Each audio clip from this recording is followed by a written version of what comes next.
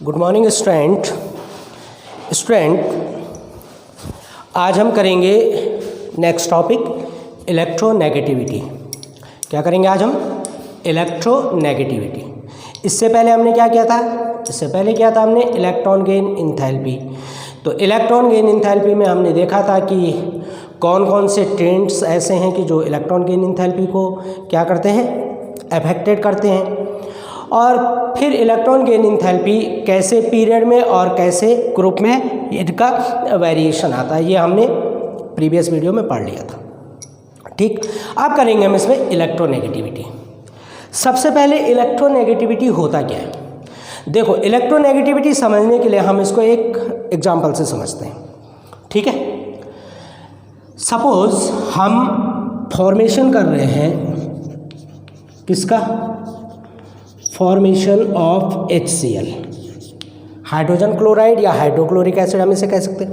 अब यहाँ पे जब HCl का फॉर्मेशन होता है तो हाइड्रोजन और क्लोरीन, इनके बीच में क्या होता है? सिंगल बॉन्ड की शेयरिंग होती है। कैसे होती है मैं आपको ये भी क्लियर बता देता हूँ कि इसको हम कैसे करेंगे। Atomic number of hydrogen is 1, electronic configuration क्या हो जाएगा इसका? 1। Atomic number of chlorine that is 17, electronic configuration क्या हो जाएगा इसका? 287। अब ध्यान दो, हाँ, हाइड्रोजन का 1 इलेक्ट्रॉन और क्लोरीन के आउटर मोशन में कितने इलेक्ट्रॉन है? 7 इलेक्ट्रॉन। अब देखो, अगर हाइड्रोजन अपना 1 इलेक्ट्रॉन इसे डायरेक्ट डोनेट कर दे, दो पॉसिबल कंडीशन बन सकती है ना यहाँ पे, कि एक तो हाइड्रोजन अपना इलेक्ट्रॉन इसे डोनेट कर दे और दूसरी कंडीशन क्या बनती है कि इनके बीच में शेयरिंग हो जाए। अब होता क्या है कि हाइड्रोजन क्लोरीन को अपना इलेक्ट्रॉन नहीं देता। हाइड्रोजन ये कहता है कि ऐसा मैं तो देता नहीं मैं तुझे इलेक्ट्रॉन, बल्कि वो क्लोरीन को कहता है कि तू ही मुझे अपना 1 इलेक्ट्रॉन दे दे, मेरा ड्यूप्लेट कंप्लीट हो जाएगा, मैं हीलियम का इलेक्ट्रॉनिक कॉन्फ़िगरेशन एक्वायर कर लूँगा। तो क्लोरीन भी कहता है कि भाई मैं तो नहीं देता। तो फिर दोनों के आपस में क्या होती है? म्यूचुअल अंडरस्टैंडिंग होती है। फिर ये होता है कि भाई ऐसा है कि जब तुझे ज़रूरत होगी तो मेरा इलेक्ट्रॉन यूज कर ले, मुझे ज़रूरत होगी मैं तेरा इलेक्ट्रॉन यूज कर लूँगा। यानी वहाँ पे क्या होती है? एक म्यूचुअल अंडरस्टैंडिंग हो जाती है। तो म्यूचुअल अंडरस्टैंडिंग में क्या है कि वहाँ पे एक एक इलेक्ट्रॉन की शेयरिंग हो जाती है। अब देखो, ये आपका हाइड्रोजन, ठीक है, और ये आपका क्लोरीन। अब हाइड्रोजन के आउटर मोशन में क्या है? 1 इलेक्ट्रॉन। क्लोरीन में देखो 1 2 3 4 5 6 7। अब देखो कैसे इसमें बॉन्ड बनेगा। ये देखो, ये हाइड्रोजन आ गया आपका और ये आ गया आपका क्लोरीन। अब देखो, 1 इलेक्ट्रॉन हाइड्रोजन का, 1 इलेक्ट्रॉन क्लोरीन का शेयरिंग करें। हाइड्रोजन के पास केवल 1 इलेक्ट्रॉन है, ये आ गया। क्लोरीन का 1 इलेक्ट्रॉन शेयर्ड हो गया, 1 इलेक्ट्रॉन शेयर्ड हो गया, ये सपोज ये शेयर्ड हो गया। या चलो इसको शेयर्ड कर लेते हैं। अब कितने बचे इसमें? 1 2 3 4 5 6। तो 6 इलेक्ट्रॉन यहाँ बाहर आ जाएंगे। 1 2 3 4 5 एंड दैट इज 6। अब अगर हम काउंट करें तो हाइड्रोजन में देखो 2 इलेक्ट्रॉन, क्लोरीन में देखो 1 2 3 4 5 6 7 8। तो यानी यहाँ पे क्या हो गई? सिंगल बॉन्ड की शेयरिंग हो गई। ठीक है, अब मैंने ये क्यों किया? मैंने ये जो शेयरिंग की वो क्यों की? वो मैंने आपको इलेक्ट्रोनेगेटिविटी बताने के लिए किया। अब होता क्या है? इलेक्ट्रोनेगेटिविटी कहते किसे हैं? जब कोई हाईली इलेक्ट्रोपॉजिटिव, अब हाईली इलेक्ट्रोपॉजिटिव क्या है यहाँ पे? हाइड्रोजन। और हाईली इलेक्ट्रोनेगेटिव क्या है यहाँ पे? क्लोरीन। कि जब कोई हाईली इलेक्ट्रोपॉजिटिव और हाईली इलेक्ट्रोनेगेटिव एटम जब आपस में क्या करते हैं? शेयरिंग करते हैं, सिंगल बॉन्डेड शेयरिंग करते हैं, तो जो क्या होता है? जो हाईली इलेक्ट्रोनेगेटिव जो एटम है वो शेयर्ड पेयर इलेक्ट्रॉन को, ये देखो ये आपका shared pair electron, highly electronegative इस शेयर्ड पेयर इलेक्ट्रॉन को अपनी तरफ शिफ्ट कर देता है। यानी कि यहाँ पे क्या होता है? ये क्लोरीन हाईली इलेक्ट्रोनेगेटिव होने के कारण इस शेयर्ड पेयर को क्या है? अपनी तरफ शिफ्ट कर देता है। समझ रहे हो कि जब एक हाईली इलेक्ट्रोपॉजिटिव किसी हाईली इलेक्ट्रोनेगेटिव एलिमेंट के साथ सिंगल बॉन्ड की शेयरिंग करता है या एक इलेक्ट्रॉन की शेयरिंग करता है, तो जो हाईली इलेक्ट्रोनेगेटिव एलिमेंट होता है या एटम होता है वो क्या करता है, शेयर्ड पेयर इलेक्ट्रॉन को, ये देखो ये ओरिन में शेयरिंग, एक हाइड्रोजन एक क्लोरीन के एटम की, ये क्या करता है हाईली इलेक्ट्रोनेगेटिव, यानी क्लोरीन क्या करेगा, क्लोरीन इस शेयर्ड पेयर इलेक्ट्रॉन को अपनी तरफ शिफ्ट कर लेता है, और जब ये अपनी तरफ शिफ्ट करता है तो हाइड्रोजन पे क्या होता है, इस कारण स्लाइटली पॉजिटिव और क्लोरीन पे स्लाइटली नेगेटिव चार्ज आ जाता है, यानी पार्शियल पॉजिटिव और पार्शियल नेगेटिव चार्ज यहाँ पे क्या हो जाते हैं, इन पे आ जाते हैं। ठीक है, तो ये जो पार्शियल नेगेटिव चार्ज होते हैं, इन पार्शियल नेगेटिव चार्ज के कारण इनकी जो स्टेबिलिटी है वो और ज़्यादा इंक्रीज हो जाती है, तो इसको क्या कहा जाता है, इसे ही कहा जाता है इलेक्ट्रोनेगेटिविटी।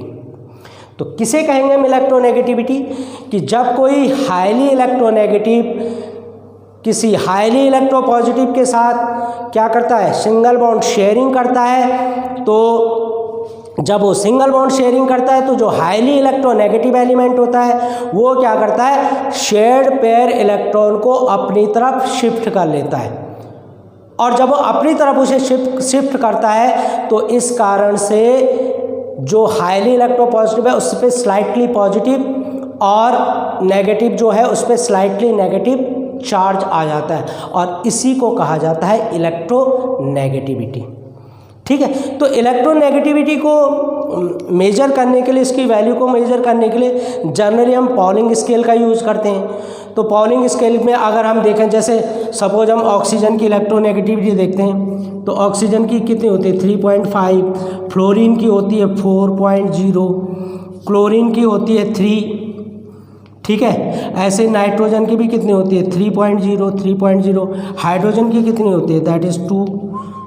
तो ये पॉलिंग स्केल पे ये अलग अलग वैल्यूज इसकी हैं। तो पॉलिंग स्केल इसमें आपके पास वैसे है नहीं पॉलिंग स्केल की क्या हुआ है, पर ये वैल्यूज आपको गिवन है, इसके लिए भी एक फॉर्मूला बनता है।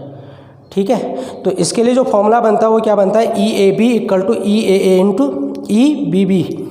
ठीक है, अगर इंट्रैक्शन हो रहा है, इसका जो पॉलिंग स्केल का फॉर्मूला बता देता हूँ मैं आपको। पॉलिंग स्केल का फॉर्मूला आता है आपका EAB = EAA × EBB to the power half, यानी कि जो कोवैलेंट बॉन्ड बन रहा है A और B के बीच में, ठीक है, A और B के बीच में जो कोवैलेंट बॉन्ड बन रहा है वो किसके बराबर होता है, वो इंट्रैक्शन फोर्स बिटवीन EAA, यानी जो आपके पास इलेक्ट्रोपॉजिटिव एलिमेंट है उसका इंट्रैक्शन इनटू जो इलेक्ट्रोनेगेटिव एलिमेंट है उनका इंट्रैक्शन, उसकी मल्टीप्लिकेशन की पावर का हाफ, यानी रूट ऑफ मल्टीप्लिकेशन, ये होता है आपका क्या, इलेक्ट्रोनेगेटिविटी ऑफ दैट कंपाउंड। और ये जो फॉर्मूला आता है पॉलिंग स्केल का फॉर्मूला आता है।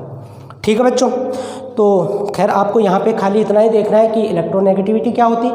तो क्या होती है इलेक्ट्रोनेगेटिविटी, जब एक हाईली इलेक्ट्रोपॉजिटिव एक हाईली इलेक्ट्रोनेगेटिव के साथ क्या करता है, शेयरिंग करता है, और हाईली इलेक्ट्रोनेगेटिव उस शेयर्ड पेयर को अपनी तरफ शिफ्ट कर लेता है, तो उस फिनोमिना को कहा जाता है इलेक्ट्रोनेगेटिविटी। ठीक, अब इस इलेक्ट्रोनेगेटिविटी की वेरिएशंस क्या है, मेन जो चीज़ें हैं कि अगर हम ग्रुप में और पीरियड में चले तो इसके वेरिएशंस क्या क्या होते हैं। ठीक है बच्चों, तो सबसे पहले हम देखेंगे वेरिएशन अलोंग द पीरियड, तो पीरियड में क्या वेरिएशंस आते हैं, तो पीरियड में वेरिएशन, अब देखो ध्यान दो, हाँ मैं सेकंड ग्रुप में चल रहा हूँ, lithium, beryllium, boron, carbon, nitrogen, oxygen and that is fluorine. ठीक है, ये सेकंड ग्रुप के एलिमेंट। अब देखो कहाँ चल रहे हैं, लेफ्ट राइट चल रहे हैं। लेफ्ट राइट चलने पे क्या हो रहा है कि जैसे जैसे आउटर सेल में इलेक्ट्रॉन इंक्रीज हो रहे हैं वैसे वैसे न्यूक्लियस में क्या हो रहे हैं, नंबर ऑफ प्रोटॉन में इंक्रीज हो रहे हैं, यानी इफेक्टिव न्यूक्लियस चार्ज क्या बन रहा, इंक्रीज हो रहा। और जब इफेक्टिव न्यूक्लियस चार्ज इंक्रीज हो रहा है तो जब हम फ्लोरीन पे आते हैं तो फ्लोरीन पे क्या है कि जो इफेक्टिव न्यूक्लियस चार्ज होगा वो सबसे ज़्यादा होगा। फ्लोरीन पे क्या होगा, इफेक्टिव न्यूक्लियस चार्ज सबसे ज़्यादा होता है। तो जब इफेक्टिव न्यूक्लियस चार्ज सबसे ज़्यादा होता है तो इसकी जो इलेक्ट्रोनेगेटिविटी है वो भी अपने पर्टिकुलर ग्रुप में, अपने पर्टिकुलर पीरियड में क्या होती है, सबसे ज़्यादा होती है। यानी इसका मतलब ये हुआ कि अगर हम पीरियड में लेफ्ट टू राइट चलते हैं तो इलेक्ट्रोनेगेटिविटी क्या होती है, इलेक्ट्रोनेगेटिविटी इंक्रीज होती है। इलेक्ट्रोनेगेटिविटी क्या होती है, इंक्रीज होती, इंक्रीजेज। समझ रहे हो?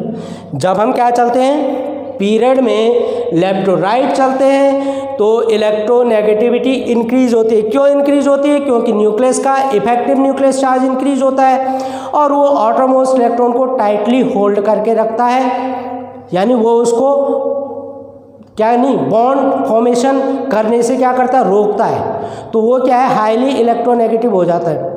बल्कि वो कोशिश क्या करता है कि किसी दूसरे से इलेक्ट्रॉन को अपनी तरफ अट्रैक्ट कर ले या उससे खींच ले।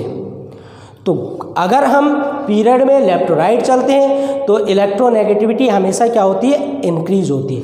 और अगर हम ग्रुप में चलें, variation in a group, variation in a group, अब देखो ग्रुप में क्या वेरिएशन आता है।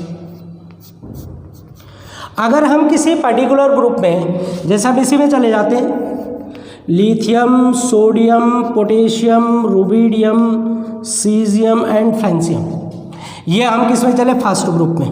कौन सा ग्रुप है, फर्स्ट ग्रुप। अगर हम इसमें टॉप टू बॉटम चल रहे हैं तो टॉप टू बॉटम चलने पे क्या है, जैसे जैसे हम टॉप टू बॉटम चल रहे हैं वैसे वैसे नंबर ऑफ सेल इंक्रीज हो रहे हैं। लिथियम में कितनी है, 2 सेल, फिर सोडियम में 1 इंक्रीज हो गई, पोटेशियम में 1 और हो गई, फिर 1 और हो गई, फिर 1 और हो गई। तो ये देखो न्यूक्लियस से डिस्टेंस इंक्रीज हो रही। यानी कि जैसे जैसे हम ग्रुप में टॉप टू बॉटम चलते हैं नंबर ऑफ सेल इंक्रीज होती हैं, ठीक है। जैसे हम एक पीरियड से दूसरे पीरियड में चलते हैं तो सेल इंक्रीज होती है, यानी किसी पर्टिकुलर ग्रुप पे अगर हम चल रहे हैं टॉप टू बॉटम तो सेल क्या होंगी, इंक्रीज होंगी। जब सेल इंक्रीज होती हैं तो न्यूक्लियस से जो आउटरमोस्ट इलेक्ट्रॉन की डिस्टेंस है वो भी इंक्रीज होती है। तो न्यूक्लियस का नेट इफेक्टिव जो चार्ज होता है वो क्या होता है, यहाँ डिक्रीज होता है, ठीक है। नेट इफेक्टिव चार्ज क्या होगा, डिक्रीज होगा। तो इसका जो न्यूक्लियस है, न्यूक्लियस का जो इफेक्टिव चार्ज है, ये आउटरमोस्ट इलेक्ट्रॉन बहुत कम एक्सपीरियंस करेगा। तो इसका मतलब क्या हुआ कि जब हम ग्रुप में टॉप टू बॉटम चलते हैं तो टॉप टू बॉटम चलने पे क्या होता है, इलेक्ट्रोनेगेटिविटी डिक्रीज होती है। क्या होता है, इलेक्ट्रोनेगेटिविटी इज डिक्रीजेस। तो जैसे जैसे साइज इंक्रीज होता है इलेक्ट्रोनेगेटिविटी डिक्रीज होती है। और जैसे जैसे हम पीरियड में लेफ्ट टू राइट चलते हैं तो इफेक्टिव न्यूक्लियस चार्ज बढ़ता है, साइज क्या हो जाता है, एटम का श्रिंक होता है, तो इलेक्ट्रोनेगेटिविटी इंक्रीज होती है। तो पीरियड में चलेंगे इलेक्ट्रोनेगेटिविटी इंक्रीज होगी, और अगर हम ग्रुप में चलेंगे टॉप टू बॉटम तो इलेक्ट्रोनेगेटिविटी आपकी क्या होगी, डिक्रीज होगी। क्लियर बच्चों, ठीक है, ओके। और अब हम इसके लास्ट पॉइंट पे आते हैं, किसमें, वैलेंसी में, वेरिएशन इन वैलेंसी, ठीक है। तो वैलेंसी आप जानते हैं किसे कहा जाता है, वैलेंसी। आउटरमोस्ट सेल में जो इलेक्ट्रॉन होते हैं वो उस पर्टिकुलर जो आपका ग्रुप है वो उस पर्टिकुलर ग्रुप की क्या होती है, वैलेंसी होती है, ठीक है। तो वैलेंसी में हम देखेंगे क्या वेरिएशंस आते हैं। वैलेंसी, ठीक, वैलेंसी क्या होगी, जैसे हम देखें, यानी वैलेंसी का मतलब क्या है कि आउटरमोस्ट जो आपके इलेक्ट्रॉन है, आउटरमोस्ट सेल जो है आपकी, उसमें जितने भी इलेक्ट्रॉन होंगे उन इलेक्ट्रॉन को क्या कहा जाता है, वैलेंस इलेक्ट्रॉन कहा जाता है। जैसे अगर हम देखें लिथियम के आउटरमोस्ट सेल में 1 इलेक्ट्रॉन होता है तो उसकी वैलेंसी क्या हो जाएगी, 1। बेरिलियम में 2 होते हैं, बोरोन में 3 होते हैं, कार्बन में 4 होते हैं, ठीक है। तो ये वैलेंसी क्या हो रही है, इंक्रीज हो रही है। यानी आउटरमोस्ट सेल में जो इलेक्ट्रॉन होंगे वो उसकी क्या होती है, वैलेंसी होती है। किसी भी एटम की आउटरमोस्ट शेल में जो इलेक्ट्रॉन होते हैं उन इलेक्ट्रॉन को वैलेंस इलेक्ट्रॉन कहा जाता है, और वही क्या होती है, उस एटम की वैलेंसी भी होती है। ठीक है बच्चों, तो अब हम इसका वेरिएशन देखेंगे ग्रुप में और पीरियड में क्या वेरिएशन है। तो सबसे पहले हम वेरिएशन देखेंगे इसका, variation along the group, sorry along the period, variation along the period. तो पीरियड में क्या वेरिएशन है, अब देखिए यहाँ पे हम जो वैलेंसी लेते हैं हम या तो हाइड्रोजन के रिस्पेक्ट में लेते हैं या क्लोरीन के या ऑक्सीजन के रिस्पेक्ट में लेते हैं। तो हम यहाँ पे हाइड्रोजन और ऑक्सीजन के रिस्पेक्ट में लेंगे, क्योंकि जैसे हाइड्रोजन के रिस्पेक्ट में आता है सेम वही चीज़ क्लोरीन के रिस्पेक्ट में भी आती है, यानी हाइड्रोजन और क्लोरीन के रिस्पेक्ट में वैलेंसी एक जैसी होती है। ऑक्सीजन के रिस्पेक्ट में 1 to 8 इंक्रीज होती है। तो हम देखेंगे इससे कैसे ये इंक्रीज हो रही है। ठीक है, तो इसके अकॉर्डिंग हम फॉर्मूले भी बनाएंगे। तो सबसे पहले हम करेंगे विद रिस्पेक्ट टू हाइड्रोजन। अगर हम हाइड्रोजन के रिस्पेक्ट में देखें तो वैलेंसी क्या होती है, पहले 1 to 4 इंक्रीज होती है और फिर 4 to 0 डिक्रीज हो जाती है। अब देखो कैसे, मैं एक ग्रुप ले रहा हूँ, वही लेंगे हम second group, lithium, beryllium, boron, carbon, nitrogen, oxygen, fluorine and neon. अब देखो अगर हम हाइड्रोजन की रिस्पेक्ट में लें, ठीक है, हाइड्रोजन की रिस्पेक्ट में देखो हाइड्रोजन के आउटरमोस्ट शेल में एक इलेक्ट्रॉन है। ठीक है, हाइड्रोजन के आउटरमोस्ट शेल में क्या होता है, एक इलेक्ट्रॉन होता है। अगर एक इलेक्ट्रॉन किसी से ले ले तो ड्यूप्लेट कंप्लीट कर देगा। अब लिथियम के आउटरमोस्ट शेल में कितने इलेक्ट्रॉन है, एक इलेक्ट्रॉन। लिथियम क्या कोशिश करता है कि अपना इलेक्ट्रॉन डोनेट कर दे ताकि वो क्या हो जाए, इनर्ट फॉर्म में आ जाए। तो लिथियम हाइड्रोजन को अपना एक इलेक्ट्रॉन देता है। अब देखो एक हाइड्रोजन को चाहिए, एक लिथियम उसको डोनेट कर रहा। तो यहाँ पे अगर हम हाइड्रोजन के रिस्पेक्ट में देखें तो फॉर्मूला क्या बनेगा यहाँ पे, LiH, यानी वैलेंसी अगर हम देखें, ठीक है, अगर हम वैलेंसी देखें तो वैलेंसी क्या हो जाएगी यहाँ पे 1। देख तो ना, with respect to hydrogen, hydrogen के रिस्पेक्ट में चले। बेरिलियम के आउटरमोस्ट शेल में 2 इलेक्ट्रॉन होते हैं, तो कितने हाइड्रोजन को सेटिस्फाई करेगी, 2 हाइड्रोजन को, यानी वैलेंसी क्या होगी 2 आउटरमोस्ट शेल के इलेक्ट्रॉन। बोरॉन में कितने होते हैं 3, BH3 बन जाएगा ये, वैलेंसी क्या होगी यहाँ पे 3। Carbon CH4 1। ठीक है, अब देखो यहाँ पे जो बॉन्ड बनता है, यहाँ पे लिथियम, बेरिलियम और बोरोन में तो जो बॉन्ड बनने हैं वो क्या बनने हैं, आपके आयनिक बॉन्ड बनने हैं, क्योंकि यहाँ पे डायरेक्ट डोनेशन हो रहा है। लेकिन कार्बन अपने 4 इलेक्ट्रॉन डोनेट नहीं करेगा। अगर ये अपने 4 इलेक्ट्रॉन यहाँ से डोनेट करेगा तो इतनी लार्ज अमाउंट में एनर्जी रिलीज होगी कि ये कोलैप्स हो जाएगा, समझ रहे हो। तो दूसरी चीज़ क्या, अगर हम कार्बन को 4 इलेक्ट्रॉन दे दें तो वहाँ पे हमें बहुत लार्ज अमाउंट में एनर्जी देनी पड़ेगी, वहाँ पे भी कोलैप्स हो जाएगा। तो ये क्या करता है, ये कोवैलेंट बॉन्ड बनाता है। क्या बनाता है, कोवैलेंट बॉन्ड। तो ये कार्बन के साथ क्या करेगा, शेयरिंग कर, कार्बन हाइड्रोजन के बीच में क्या होगी, शेयरिंग। अब कार्बन के आउटरमोस्ट शेल में 4 इलेक्ट्रॉन है, 4 हाइड्रोजन शेयर करेगा, वैलेंसी क्या हो रही है यहाँ पे 4। ठीक है, अब देखो नाइट्रोजन, नाइट्रोजन में क्या बनता है NH3। अब यहाँ पे देखो क्या होता है, यहाँ तक तो आपका क्या हुआ, पहले इलेक्ट्रॉन डोनेट हुए, लिथियम, बेरिलियम, बोरोन ने इलेक्ट्रॉन डोनेट कर दिए, कार्बन ने शेयरिंग कर ली।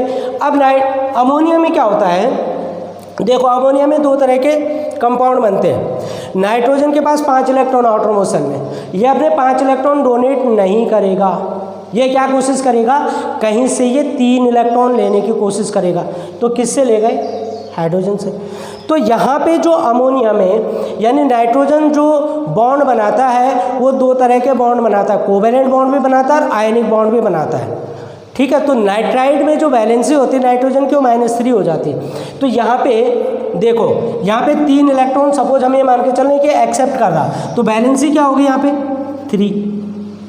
अब देखो डिक्रीज हो रही है ना, जनरली हम 3 इलेक्ट्रॉन ही ले रहा है तो क्या होगा, माइनस में होगा। माइनस को हम जनरली लिखते नहीं हैं, ठीक है, लेकिन यहाँ पे मैं फिर भी लिख रहा हूँ -3, यानी -3 का मतलब ये 3 इलेक्ट्रॉन एक्सेप्ट कर रहा। जनरली जब हम लेते हैं तो वैलेंसी हम तब क्या लेंगे, केवल 3 लेंगे।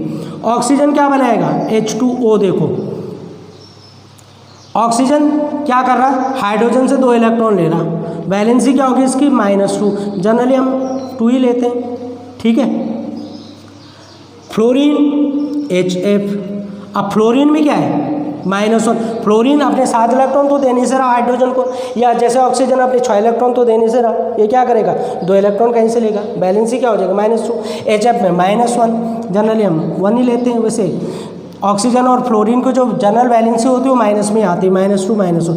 और नियॉन में क्या है, नियॉन का आउटरमोस्ट सेल कंप्लीट है तो क्या हो जाएगा, नियॉन का कोई कंपाउंड नहीं बनेगा, इसकी बैलेंसी क्या हो जाएगी, 0। नियॉन हाइड्रोजन के साथ कोई बॉन्ड फॉर्मेशन नहीं करेगा तो इसकी वैलेंसी क्या हो जाएगी, आपकी 0 हो जाएगी। अब देखो क्या हुआ कि हाइड्रोजन के रिस्पेक्ट में पहले वैलेंसी 1 से 4 तक इंक्रीज हुई और फिर क्या हो गई, 3 to 1 डिक्रीज हो गई।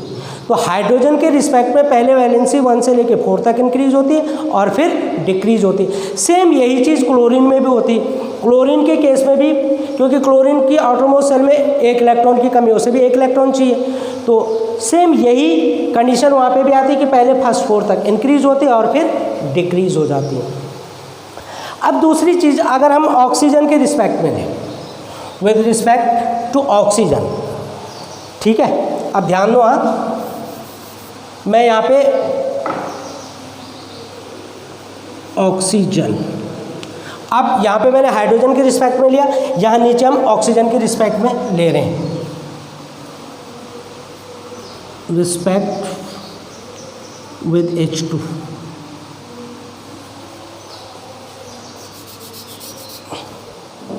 Respect to H2 hydrogen. अब हम यहाँ पे ले रहे हैं respect to oxygen O2।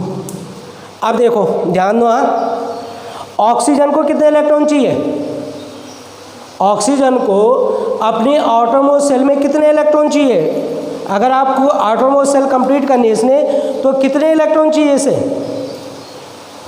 2 electron चाहिए। Li के साथ क्या बनाएगा ये, Li2O, क्या बनाएगा, Li2O। एक ऑक्सीजन आ रहा, ऑक्सीजन के आउटरमोस्ट सेल में 6 इलेक्ट्रॉन होते हैं, 8 कंप्लीट करने से, ऑक्टेट कंप्लीट करने तो लिथियम से कितने लेगा, 2 इलेक्ट्रॉन लेगा, ठीक है। अब यहाँ पे वैलेंसी देखो क्या हो जाएगी, ऑक्सीजन की वैलेंसी 1, ध्यान दो, हाँ ये क्या हो जाएगा, BeO। अब बेरिलियम के आउटरमोस्ट सेल में 2 इलेक्ट्रॉन होते हैं, 2 ऑक्सीजन को दे दिए इसमें, कितनी हो गई वैलेंसी 2। लिथियम के आउटरमोस्ट सेल में 1 इलेक्ट्रॉन होता है तो यहाँ पे 2 लिथियम ऑक्सीजन को देंगे, तो यहाँ पे वैलेंसी क्या होगी, लिथियम की वैलेंसी 1 ले ली। बेरिलियम में 2 इलेक्ट्रॉन है, दे दिए इसने। बोरॉन में क्या होता है, 3 इलेक्ट्रॉन होते हैं, क्या फॉर्मूला बनेगा इसका, B2O3। अब B2O3 में अगर ऑक्सीजन की वैलेंसी देखोगे, B की कितनी होगी, 3 2 जा 6 अपॉन B की वैल्यू कितनी, देखो B के आउटरमोस्ट सेल में कितने इलेक्ट्रॉन है, 1 में 3, ठीक है। तो कितने ऑक्सीजन चाहिए हमें, एक बोरॉन की आउटरमोस्ट सेल में, देखो यहाँ पे इसको ऐसे समझो, एक बोरॉन के आउटर सेल में 3 इलेक्ट्रॉन है तो 2 बोरॉन में कितने हो जाएंगे, 3 + 3 दैट इज 6 इलेक्ट्रॉन। एक ऑक्सीजन को कितने इलेक्ट्रॉन चाहिए, 2, कितने हैं यहाँ 6 के लिए कितना हो जाएगा, 2 × 3, 2 3 = 6, यानी कि एक जो बोरॉन है वो कितने ऑक्सीजन को, जो 2 बोरॉन है वो कितने ऑक्सीजन को, 3 ऑक्सीजन को क्या करेंगे, सेटिस्फाई करेंगे। तो यहाँ पे वैलेंसी कितनी आएगी, 3, बोरॉन की वैलेंसी 3। अब इसके बाद आ जाओ CH4 में, CH4 में क्या है वैलेंसी, देखो क्या बनता है, CO2, एक कार्बन के पास 4, यहाँ पे डबल बॉन्ड की शेयरिंग होगी, C double bond O double bond O, valency क्या हो रही है, 4, कार्बन के आउटरमोस्ट सेल में इलेक्ट्रॉन। नाइट्रोजन में क्या बनेगा आपका, N2O5, क्या होगी वैलेंसी 5, ठीक है। अब यहाँ पे ऑक्सीजन के साथ क्या आता है, सल्फर, ऑक्सीजन के नीचे sulphur, tellurium, selenium, tellurium, polonium, oxygen then sulphur then selenium then tellurium और लास्ट में पोलोनियम। ये 16 ग्रुप ऑक्सीजन फैमिली जो होती है 16 ग्रुप होती है। तो सल्फर के साथ रिएक्शन कर लो, इसकी SO3 क्या हो गई यहाँ पे +6 ऑक्सीडेशन स्टेट, और यहाँ पे 7 ग्रुप में क्या हो जाएगी इसकी Cl2O7, वैलेंसी क्या होगी 7, और यहाँ पे क्या हो जाएगी 0, नियॉन के साथ 0, नियॉन को थोड़ा सा दूर ले लें, है ना, ये हो गया आपका नियॉन, यहाँ 0 और यहाँ भी 0। क्यों 0? क्योंकि इसे ज़रूरत ही नहीं है। तो अब देखो ऑक्सीजन के रिस्पेक्ट में देखो, ये हमने कंपाउंड फॉर्मेशन भी कर दी, ठीक है। अगर हम इसका ऑक्सीडेशन स्टेट लेंगे तो इससे भी पता चल जाएगा हमें, ठीक है। तो यहाँ पे देखो लिथियम के आउटर मोस्ट शेल में 1 इलेक्ट्रॉन, बेरिलियम में 2, बोरोन में 3, कार्बन में 4, नाइट्रोजन में 5, सल्फर में 6, क्लोरीन में 7। तो इसका मतलब क्या हुआ कि अगर हम ऑक्सीजन के रिस्पेक्ट में देखें तो ऑक्सीजन के रिस्पेक्ट में कंपाउंड की जो वैलेंसी होती है वो 1 से लेकर 7 तक इंक्रीज होती है, ठीक है। ऑक्सीजन के रिस्पेक्ट में जो वैलेंसी है वो क्या होती है, वो 1 to 7 इंक्रीज होती है। हाइड्रोजन के रिस्पेक्ट में अगर हम वैलेंसी लेते हैं, ये देखो ये हम पीरियड में चल रहे हैं, आ रही बात समझ में, किस में चल रहे हैं, हमें पीरियड में चल रहे हैं। तो पीरियड में अगर हाइड्रोजन और क्लोरीन के रिस्पेक्ट में अगर हम वैलेंसी लेते हैं तो वैलेंसी क्या होती है पहले 1 to 4 इंक्रीज होती है, किसमें, हाइड्रोजन और क्लोरीन के रिस्पेक्ट में, और फिर डिक्रीज हो जाती है 3 to 1 देन 0। ऑक्सीजन के रिस्पेक्ट में अगर हम देखें तो ऑक्सीजन के रिस्पेक्ट में जो वैलेंसी है वो 1 से लेके और 7 तक कंटिन्यूसली इंक्रीज होती है, और उसके कंपाउंड यह मैंने बना दिए, Li2, BeO, B2O3 ये कंपाउंड है। इनमें अगर हम ऑक्सीजन की वैलेंसी देखें तो ये 1 से लेके 7 तक इंक्रीज होती है। तो ये किस में आ रहा वेरिएशन, ये वेरिएशन आ रहा आपका पीरियड में। अब अगर हम ग्रुप में देखें, ग्रुप का वेरिएशन क्या है, देखो मैं यहीं पे कर रहा हूँ ग्रुप का वेरिएशन, क्योंकि ग्रुप में वैलेंसी में कोई चेंज नहीं आता, ठीक है। Variation in group, variation in a group. अब देखो एक ग्रुप ले लेते हम, lithium, sodium, potassium, rubidium, caesium and francium. अब देखो लिथियम के आउटर मोस्ट शेल में 1 इलेक्ट्रॉन, सोडियम में भी 1, पोटेशियम में भी 1, बस यहाँ पे क्या होता है, यहाँ पे सेल ही तो इंक्रीज होती है। लिथियम में 2 सेल हैं, सोडियम में 3 है, पोटेशियम में 4, रुबिडियम में 5, सीजियम में 6, फ्रांसियम में 7। लेकिन जो इनके आउटर मोस्ट शेल है उसमें तो केवल 1 इलेक्ट्रॉन है। इसका मतलब क्या हुआ कि अगर हम किसी ग्रुप में टॉप टू बॉटम चलते हैं तो उसकी वैलेंसी में कोई भी चेंज नहीं आता है, वैलेंसी उसकी एज इट इज होती है। जैसे हमने फर्स्ट ग्रुप की यहाँ पे वैलेंसी ली, फर्स्ट ग्रुप की वैलेंसी सब क्या है 1 है। तो अगर हम ग्रुप में चलेंगे तो वैलेंसी में कोई चेंज नहीं आता है, और अगर हम पीरियड में चले तो हाइड्रोजन, ऑक्सीजन और क्लोरीन के रिस्पेक्ट में इस तरह से वेरिएशन आते हैं। समझ गए बच्चों? तो ये आपका यहाँ पे आज चैप्टर भी ख़त्म हो गया है। तो आपका 3rd chapter classification of element and periodicity in property, ये चैप्टर आपका यहाँ पे कंप्लीट हो गया है। मैंने आपको शायद नोट्स कहाँ तक दिए हैं, एटॉमिक रेडियाई तक शायद, आई थिंक। तो उससे आगे के जो नोट्स हैं वो मैं आपको कल दे दूंगा, जिसमें कि आपका इलेक्ट्रोनेगेटिविटी आ जाएगा, साथ में इलेक्ट्रॉन गेन इंथैल्पी आ जाएगा, और इसके साथ साथ आयनाइजेशन इंथैल्पी, और ये तो आपको इसको अपनी कॉपी में भी लिखना है। Okay, now till then good bye.